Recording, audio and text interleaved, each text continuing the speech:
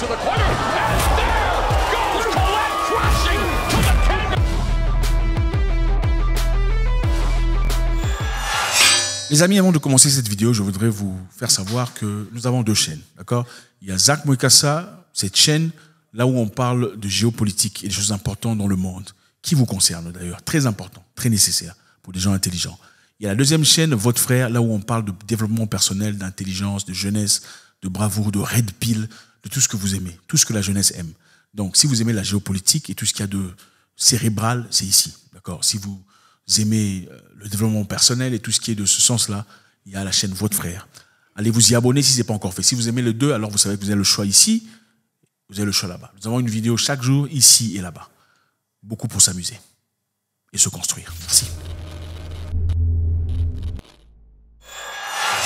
Alors les amis, vous savez, dans ce monde, quand on reste distrait, c'est parti. C'est parti pour toujours. Vous savez, quand les colonisateurs sont venus en Afrique, ils sont principalement venus pour prêcher.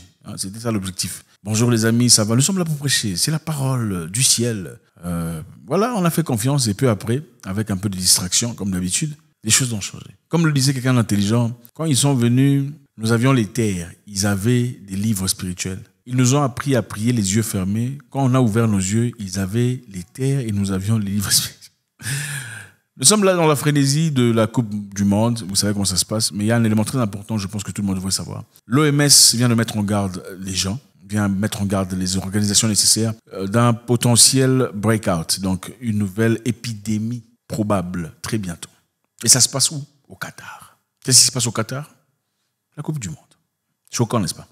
L'OMS a mis en garde contre une éventuelle épidémie de grippe cameline, également connue sous le nom de système respiratoire du Moyen-Orient, le MERS, considéré comme un cousin plus mortel du Covid-19. Il jusqu'à un tiers des personnes infectées. Donc voilà, on vient de nous informer, de nous faire savoir qu'il y a potentiel breakout, c'est-à-dire pire que ce qui s'est passé dans le passé. Incroyable. Les experts de l'Organisation mondiale de la santé ont mis en garde contre la propagation de la grippe mortelle du chameau, également connu sous le nom de syndrome respiratoire du Moyen-Orient, MERS. Avec près de 1 million de passionnés qui suivent le football au Qatar, évidemment, il y a des raisons de s'inquiéter.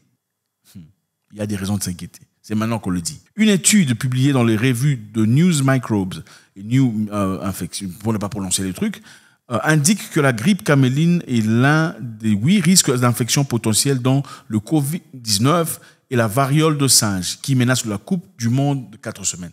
Incroyable, incroyable. Identifié pour la première fois en Arabie Saoudite en 2012, le MERS est une maladie respiratoire virale causée par un coronavirus, c'est-à-dire un virus zoonotique.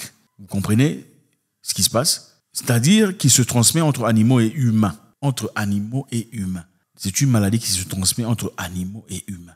Il est lié aux dromadaires et aux chameaux. Évidemment, quand on parle au Qatar, les gens sont sur des dromadaires et des chameaux, n'est-ce pas? À une bosse de plusieurs pays au Moyen-Orient. Donc, la grippe cameline est considérée comme cousin plus mortel du Covid-19. Incroyable. Vous savez, rien ne se passe pour rien. Très souvent, les choses que vous voyez sur Hollywood, dans les films, tout ça, c'est souvent pour nous préparer à des événements. C'est ça la vérité. Tout ça, les Independence Day, c'était pour nous préparer à ce qui s'est passé là-bas. Il y a quelques années, presque une vingtaine d'années, vous comprenez? Oui, c'est ça. C'est souvent pour préparer des gens qu'on vous montre des choses qui font peur. En fait, en réalité, aujourd'hui, on a remarqué que la meilleure façon de préparer un truc grand, c'est l'annoncer.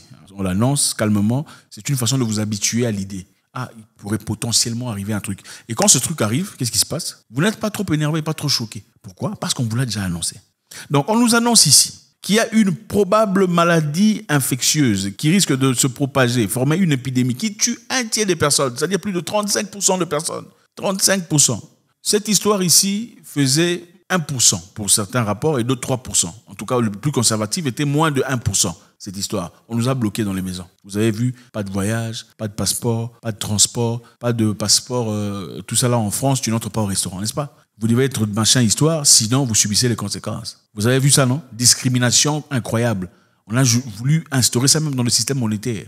Inimaginable, n'est-ce pas? Maintenant, cette histoire ici dont on parle, 30%, plus de 30%, 35% de ceux qui sont machin tombent. Est-ce que c'est du nouveau? Suivons un peu ce que notre ami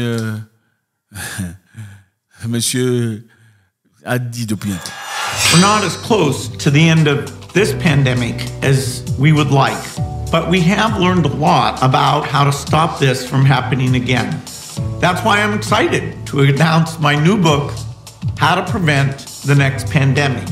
In the book, I explain what we've learned from COVID.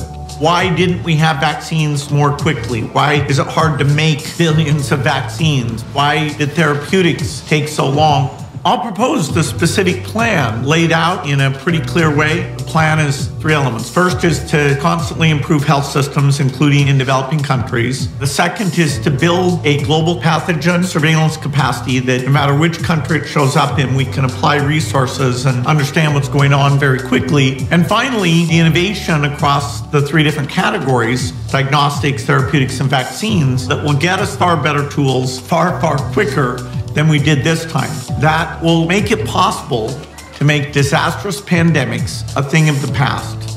I think it's exciting that we have this opportunity to use our best ideas to stop pandemics for good.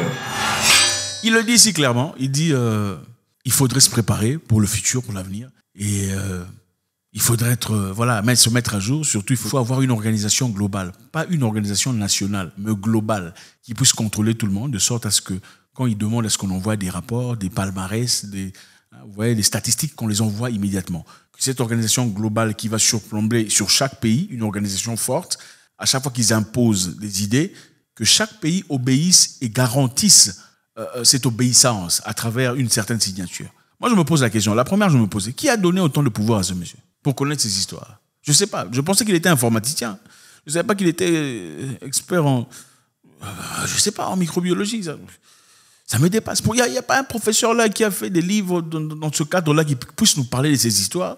Il faudrait chercher un monsieur qui a créé des ordinateurs qui sont souvent infectés par des virus, n'est-ce pas? Facilement infectés, en tout cas par rapport à Apple, qui nous parle de notre bien-être. Je ne sais pas. Je sais que l'argent fait des choses incroyables, mais je ne savais pas que l'argent pouvait transformer une personne en ingénieur informaticien, en ingénieur au corps humain. Je ne sais pas, dites-moi. Donc, maintenant, qui a annoncé cette histoire? L'Organisation mondiale de la... Évidemment, c'est leur devoir, n'est-ce pas, de s'assurer que tout le monde va bien et tout le bazar. Ils ont bien fait, n'est-ce pas, de nous dire, attention, comme il y a football au Qatar, il y a potentiel breakout, donc ne soyez pas surpris. C'est une façon très subtile de dire. Ne soyez pas surpris qu'après le Qatar, ça commence. Donc 30% des personnes tombent. Maintenant, ma question reste ici. La première est celle-ci.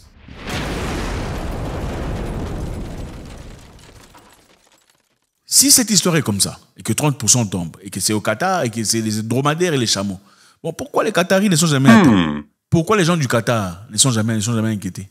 Les gens du Qatar, pourquoi on ne dit rien? Pourquoi ils sont jamais...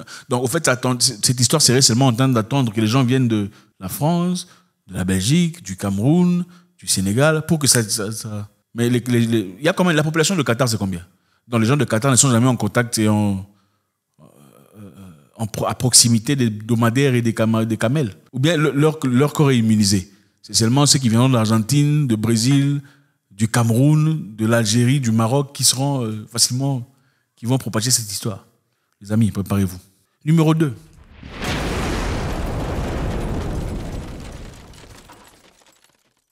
L'Organisation mondiale de la santé est sponsorisée. C'est une organisation sponsorisée. L'argent est donné par des individuels et aussi par des États. Okay? Le plus grand sponsor, c'est qui? Évidemment. C'est lui qui sponsorise. Il donne la plus grande partie, plus de 40% du budget de plus de 800 millions de dollars en 2018 seulement. C'est venu de lui, 40%. C'est beaucoup d'argent. Pourquoi? Quelle bonté! Quelle générosité! Pourquoi on ne construit pas des maisons en Afrique, carrément des écoles qui manquent dans beaucoup d'endroits? Hein? N'est-ce pas qu'il y a des écoles qui manquent dans beaucoup de pays ici, des écoles en... pourquoi tout ça là? Franchement, je ne sais pas. Vous pensez que si moi je donne 40% de votre budget auprès de vous, vous allez annoncer une histoire sans me parler à moi, sans que je n'en sois au courant? Absolument pas, ce n'est pas possible. N'est-ce pas? Ce n'est pas possible. Le monsieur l'a dit encore une fois, qu'il faudrait tisser, charpenter des idées de sorte que si l'histoire commence, parce que ça va commencer, il dit... The worst of this one is through, and the next one when it comes could be a lot worse because the death rate here was like 0.3% across all age groups. Ne vous en faites pas. Celui-ci n'a rien fait. Parce qu'il a dit, celui-ci n'a pas fait grand-chose. Attendons les prochains. Le prochain attirera leur attention. C'est ce qu'il a dit en faisant ça. C'est bizarre, n'est-ce pas? Comme si c'était lui-même qui était en train de... celui-ci n'a rien fait. Attendons le prochain. Ça attirera leur attention. Il a bien situé ses idées disant qu'il faudrait créer une organisation globale. D'accord? Une organisation globale qui saura prévenir ces histoires en préparant déjà des moyens de protection, en préparant déjà des... Vous voyez tout ça. Donc, ce sont des choses incroyables. Ce sont des choses difficiles à gérer. Barack Obama, pendant sa présidence, a dit des choses très intéressantes. Il a dit qu'il fallait structurer la motion de réponse. C'est-à-dire, imaginez un peu, il faut trouver un moyen de avant même l'arrivée de trucs. We have to put in place an infrastructure, not just here at home, but globally, that allows us to see it quickly, isolate it quickly, respond to it quickly. So that if and when a new strain of flu, like the Spanish flu, crops up, 5 years from now or a decade from now, we've made the investment. And we're further along to be able to catch it. It's needed to help us partner with other countries to prevent and deal with future outbreaks and threats before they become epidemics. There may and likely will come a time in which we have both an airborne disease that is deadly. And in order for us to deal with that effectively, we have to put in place an infrastructure, not just here at home, but globally, that allows us to see it quickly, isolate it quickly, respond to it quickly. Il faut se préparer, n'est-ce pas? Rien n'arrive par hasard. On vous prévient, mais vous ne le croyez pas. Parce que en fait, la vérité est tellement choquante aujourd'hui, elle paraît bizarre. Barack Obama a dit, il faut se préparer pour ce qui arrive. Quelques temps plus tard, moins de 2 ans, boum, c'est arrivé. Maintenant, on l'annonce encore. On vient l'annoncer par l'OMS. L'OMS qui est sponsorisé par qui, vous le savez. Donc, maintenant, c'est du baratin ou pas? On ne sait pas. Vous dites-moi. Si ça arrive, soyez prêts. Voilà un peu ce qu'on dit ici. Quels en sont les symptômes? Les symptômes de la grippe caméline sont typiquement la fièvre, la toux, l'essoufflement, la pneumonie.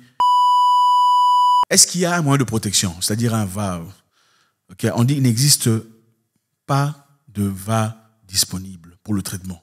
Alors l'OMS conseille aux personnes visitant les fermes, les marchés et d'autres endroits où elles entrent en contact avec des chameaux de se laver soigneusement les mains avant et après d'avoir touché les animaux et d'éviter tous les contacts avec les animaux malades. Pourquoi on n'a pas donné ces conseils-là aux Qataris? Depuis tout ce temps, donc les Qataris qui touchent ces histoires-là, ils vont dire, nous sommes des enfants ou quoi? Donc on nous dit ouvertement ce qui risque de se passer. Et on est en train de regarder. Pendant que vous jouez encore au football, n'est-ce pas? On joue encore au football, n'est-ce pas? C'est juste une façon de vous dire.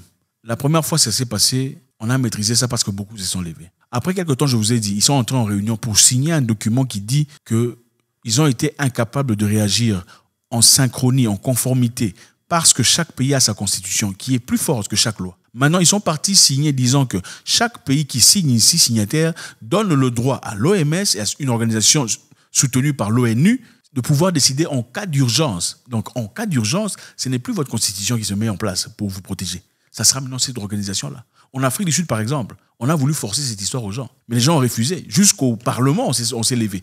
Ils ont dit notre pays a traversé des moments très difficiles. Et malheureusement, on ne peut pas permettre à ce qu'une organisation étrangère vienne nous forcer. On ne peut pas accepter ça. Donc, ils ont été protégés par leur constitution. Et maintenant, les pays sont déjà d'accord, de signer un document qui octroie le pouvoir à cette organisation. On a parlé de notre cher ami. Il a dit qu'il faut une organisation qui surplombe sur chaque pays pour contrôler éventuelle histoire qui arrive. Donc, virus de caramel ou camérel, ou je ne sais pas, camel hebdomadaire, dont on nous annonce ici, ce n'est pas de la blague. Il faut prendre ça au sérieux. Autant ce sont des nouvelles comme ça qui passent comme ça, pendant que vous attendez le but de Mbappé. Après, boum, tout le monde est 30% des... Ce n'est pas de la blague. Ça ne rigole pas. Non, rappelons-nous ici que le Qatar est un pays très visité. C'est un pays touristique. D'accord? Beaucoup de gens vont au Qatar pour s'amuser, pour découvrir, pour passer du bon temps, n'est-ce pas? Ma question ici est celle-ci. Pourquoi on n'a pas donné ou émis ce communiqué depuis tout ce temps, empêchant à ces personnes ou disant il faut faire attention, sinon vous risquez d'attraper un truc là, machin, histoire. Pendant tout ce temps, pourquoi on ne l'a pas fait? On a attendu seulement la Coupe du Monde quand il y aura 1 million de personnes là-bas pour dire bon, voilà, il y a eu un truc qui s'est passé. Est-ce une justification? Serait-ce un moyen de chercher une justification pour dire, bon, parce que les gens étaient là, c'est plus tangible, on peut croire ça plus facilement, puisque tout le monde sait qu'il y a eu 1 million de personnes qui sont parties là-bas, et si on dit que c'est venu de là-bas, d'un dromadaire là-bas, c'est plus facile à accepter et à tolérer. Du moment qu'on a cuisiné ça quelque part ailleurs, dans les coins du Libéria ou ailleurs, je sais pas, supposition, qu'est-ce que vous en pensez?